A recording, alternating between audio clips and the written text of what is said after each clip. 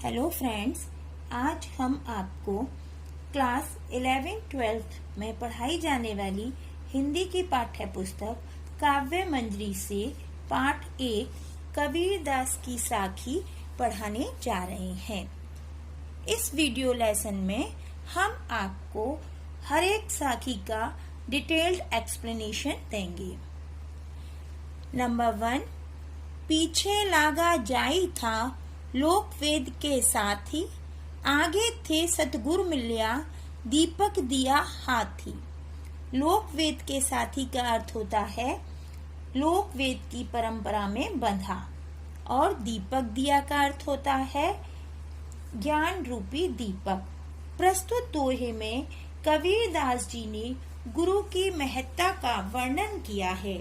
कबीर दास जी कहते हैं, मैं अज्ञानतावश दुनिया के दूसरे लोगों की भांति लोक एवं वेद की परंपरा में बंधा हुआ था, सांसारिक मोह माया में व्यस्त था। फिर मार्ग में सामने से गुरु मिल गए, जिन्होंने मेरे हाथ में ज्ञान रूपी दीपक दे दिया, अर्थात गुरु ने मुझे वास्तविक ज्ञान प्रदान किया। जिस प्रकार दीपक की रोशनी में मार्ग का अंधकार समाप्त हो जाता है, उसी प्रकार गुरु की कृपा से सच्चा ज्ञान प्राप्त होता है और मनुष्य अज्ञानता से दूर होता है। नेक्स्ट है, कबीर बादल प्रेम का हम पर बरसा आई, अंतरी भीगी आत्मा हरी भई बन राई। इसमें वर्षा का अर्थ है बरस पड़ा तथा वनराई का अर्थ होता है समस्त विश्व। प्रस्तुत दोहे में कबीर ने प्रेम के महत्व का वर्णन किया है। यहाँ गुरु अथवा ईश्वर का प्रेम। वे कहते हैं कि हम पर ईश्वर अथवा गुरु की अपार कृपा है। वे सदैव हम पर प्रेम से भरे बादल की वर्षा करते हैं। उनकी प्रेम वर्षा से हमारी अंतरात्मा भी जाती है और हम आनंदित हो उठते हैं। यह आनंद केवल हम तक ही सीमित नहीं रहता, बल्कि समस्त विश्व में व्याप्त हो जाता है। नेक्स्ट है, बांसुरी सुख न रैणी सुख, न सुख सुपने माही, कबीर बिछुटिया राम सु, न सुख धूप न छाव। यहाँ पर बांसुरी का मतलब है दिन, रेणी से अर्थ होता है रात, सुपने सपने में, बिछुटिया बिछुड़ने पर। प्रस्तुत दोहे में कबीर दास जी ने ईश्वर से बिछड़े लोगों की पीड़ा को दर्शाया है। वे कहते हैं कि ऐसे लोग हमेशा सुख की तलाश में रहते हैं। उन्हें ना दिन की रोशनी में चैन पड़ता है, ना रात्रि की शीतलता में। कबीर ईश्वर को परमात्मा मानते हैं और संसार के समस्त प्राणी को उस परमात्मा से निकली आत्मा अर्थात मनुष्य में परमात्मा का ही अंश निहित होता है। वे कहते हैं कि यदि मनुष्य अपने ईश्वर अर्थात राम रूपी परमात्मा से बिछुड़ जाए तो उसे कहीं भी सुख की प्राप्ति नहीं होती। उसे ना तो धूप में सुख मिलता है, ना छांव में सुख मिलता है। नेक्स्ट है, मोवा पीछे जान मिले कह कबीरा राम, पाथर घाटा लोह सब तब पारस कोड़े काम। यहाँ पर मुवा से अर्थ होता है मर जाने पर, पाथर मीन्स होता है पत्थर, और पारस का अर्थ है एक तरह का पत्थर जिसके स्पर्श से लोहा सोना बन जाता है। प्रस्तुत दोहे में कबीर दास जी ने राम रूपी परमात्मा से दर्शन की अभिलाषा प्रकट की है। वे कहते हैं, मृत्यु के बाद परमात्मा की प्राप्ति किसी काम की नहीं। यदि हमें जीवित रहते ही भगवान की प्राप्ति हो जाए तो जीवन सफल हो जाए। जिस प्रकार पारस पत्थर की तलाश में पत्थरों से रिगड़ते रिगड़ते जब सारा सोना लोहा समाप्त हो जाएगा, तब पारस पत्थर के मिलने का क्या महत्व रह जाएगा, क्योंकि तब पारस पत्थर से सोना बनाने के लिए लोहा ही नहीं बचेगा। उसी प्रकार कबीर अपने जीवन काल में ही ईश्वर दर्शन प्राप्त कर धन्य हो जाना चाहते हैं। नेक्स्ट है, अंखड़ियां झाई पड़ी पंथ निहार निहार, जीवड़िया छाला पड़या राम पुकार पुकार। यहाँ पर अंखड़ियां से अर्थ होता है आंखों में, झाई से अंधेरा सा छा जाना, और जीवड़िया मीन्स होता है जीव। प्रस्तुत दोहे में कबीरदास जी ने ईश्वर के वियोग में तड़प रहे जीव की अत्यंत व्याकुल दशा का वर्णन किया है। कबीरदास जी कहते हैं कि अपने प्रियतम रूपी ईश्वर की प्रतीक्षा करते करते आंखों में अंधेरा सा छाने लगा है।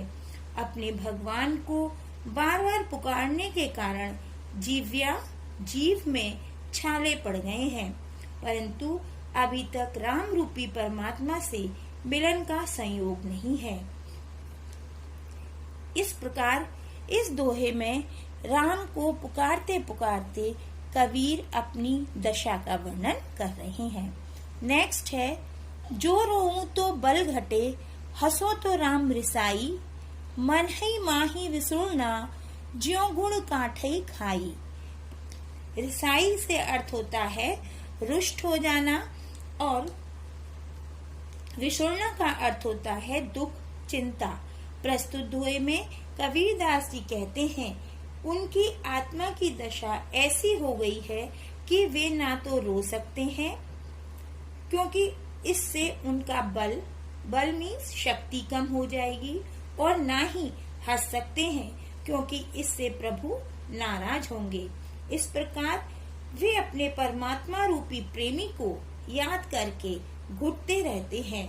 जिस प्रकार दीमक जो घुन होता है लकड़ी को खोखला कर देता है, उसी प्रकार वे अपने परमात्मा को याद करके घुटते रहते हैं। नेक्स्ट है, पर्वत पर्वत में फिरिया, नैन गवाए रोए, सो बूटी पाऊं नहीं, जाते जीवनी होई। यहाँ पर फिरिया का अर्थ होता है घूमा, जीवनी मीन्स होता है जीवन।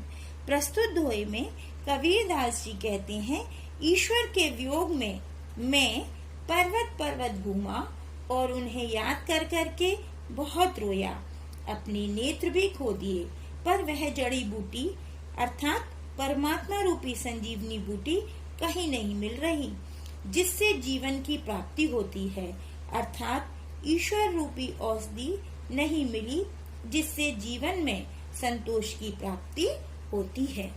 नेक्स्ट, आया था संसार में देशण को बहुरूप, कह कबीरा संत हो, पड़ गया नजरी अनूप। अनूप का अर्थ होता है अनुपम रूप। प्रस्तुत दोहे में कबीरदास जी ने गुरु की कृपा का वर्णन किया है। वे कहते हैं कि इंसान सांसारिक मोह माया के जाल में फंसा रहता है। मैं भी इस मोह माया रूपी संसार में वासनाओं में जकड़ा हुआ इसके अनेक रूप देखने आया था, परंतु हे संतो, मुझे यहाँ गुरु की कृपा से अनुपम रूप मीन्स परम तत्व के दर्शन हो गए। पहले मैं संसार के मायावी जीवन में रमा था, अब मैं आत्मा में ही रम गया हूँ। अब मुझे संसार के बाहरी सौंदर्य में कोई रुचि नहीं है। नेक्स्ट, जब मैं था तब हरि नहीं, अब हरि है मैं नाही, सब अंधियारा मिट गया जब दीपक देखा माही। यहाँ पर मैं का अर्थ आपके अहंकार से है और हरि का अर्थ होता है ईश्वर। प्रस्तुत दोहे में कबीरदास जी ने अहंकार को ईश्वर प्राप्ति में बाधक माना है। यदि इंसान के स्वभाव में अहंकार का वास है तो ईश्वर का आना असंभव है तथा अज्ञान का अंधकार समाप्त नहीं हो सकता। वे कहते हैं कि जब तक मुझ में अहंकार की भावना थी तब तक भगवान की वास्तविकता का ज्ञान नहीं था। अब यह अंधकार मिट गया है, अर्थात मेरा अहम समाप्त हो गया है और हरि का आगमन हो गया है और ज्ञान की परम रोशनी में अज्ञानता का घोर अंधेरा भी दूर हो गया है। नेक्स्ट, तन को जोगी सब करें, मन को विरला कोई, सब विधि सहजे पाइए, जे मन जोगी होई। जोगी का अर्थ होता है योगी, विरला का अर्थ होता है कोई कोई। प्रस्तुत दोहे में कबीरदास जी कहते हैं कि बाहरी दिखावे के लिए योगियों जैसी वेशभूषा कोई भी धारण करके योगी बनने का स्वांग कर सकता है, परंतु सच्चे वैराग्य के द्वारा सहज साधना से ही कोई विरला योगी बन सकता है। जिसका मन सच्चे योग को धारण कर लेता है, उसे सब प्रकार की सिद्धियां प्राप्त हो सकती हैं। कबीरदास जी कहते हैं कि जीवन में दिखावे से क्षणिक सुख की प्राप्ति तो हो सकती है, किंतु वास्तविक संतुष्टि सहज रहकर ही पाई जा सकती है। इस प्रकार कबीरदास जी ने बहुत सरल शब्दों में हमें जीवन के नैतिक मूल्यों को बताया है।